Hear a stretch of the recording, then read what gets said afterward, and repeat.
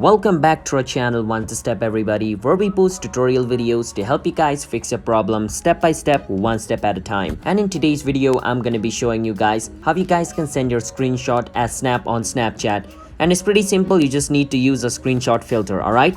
So follow the step which I'm gonna be showing you. But before I show you the steps, if you guys are new to our channel One Step, then don't forget to hit the like and subscribe to our YouTube channel with notification on.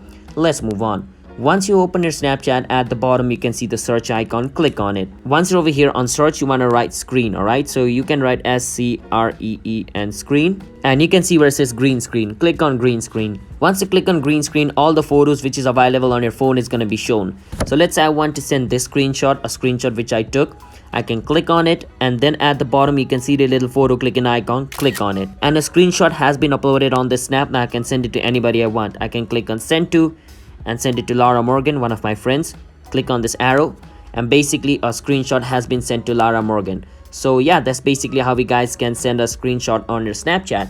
So if you guys found our video helpful, then don't forget to hit the like and subscribe to our channel One Step. I'll see you guys in my future video. Bye bye.